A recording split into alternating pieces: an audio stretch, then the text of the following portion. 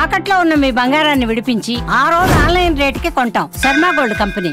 ఎంత టెక్నాలజీ పెరిగినా ఇప్పటికీ కొన్ని గ్రామాల్లో పాటించే ఆచారాలు, ప్రజల జీవన విధానం చాలా విచిత్రంగా అనిపిస్తుంటుంది.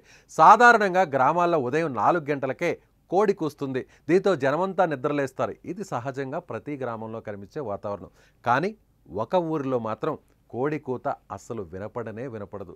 100 సంవత్సరాల క్రితం పెద్దలు విధించిన కట్టుబాటును నేటి తరంలో కూడా ప్రజలు, అక్కడి యువత పాటిస్తున్నారు. ఇంతకు కోడి అన్నదే కనిపించిన ఆ ఊరు ఏది? అది ఎక్కడ ఉంది? అలాంటి నిర్ణయం ఎందుకు తీసుకున్నారు? ఇప్పటికీ ఆ ఆచారాన్ని ఎందుకు ఫాలో అవుతున్నారు? దాని వెనుకున్న అసలు కారణం ఏంటి అనేది ఈ వీడియోలో తెలుసుకుందాం.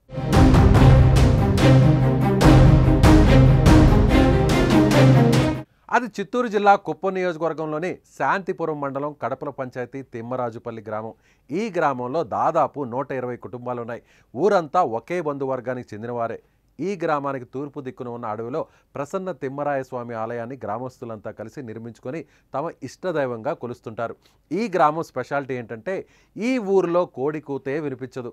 కారణం ఏంటంటే 100 ఏళ్ల కిందట పెద్దబ్బా అనే ఒక పెద్ద ఆయన కలలో ఆ ఊరు మొత్తం తమ ఇష్టదైవంగా కొలిచే తమ్మరాయ స్వామి ప్రత్యక్షమై గ్రామంలో కోడి కూత వినపడితే గ్రామానికి మంచిది కాదని చెప్పారట. దీంతో అప్పటి నుంచి ఊళ్ళో కోడి కూత అన్నదే లేకుండా చేయాలని కంకణం కట్టుకున్నారు గ్రామస్తులు. అనుకున్నట్టే ఊళ్ళో కోడి కూత వినిపించకుండా చేశారు. అలా 100 ఏళ్ల నుంచి వాళ్ళ ఊరిలో కోడి కూత కూయనివ్వకుండా చేస్తున్నారు గ్రామస్తులు.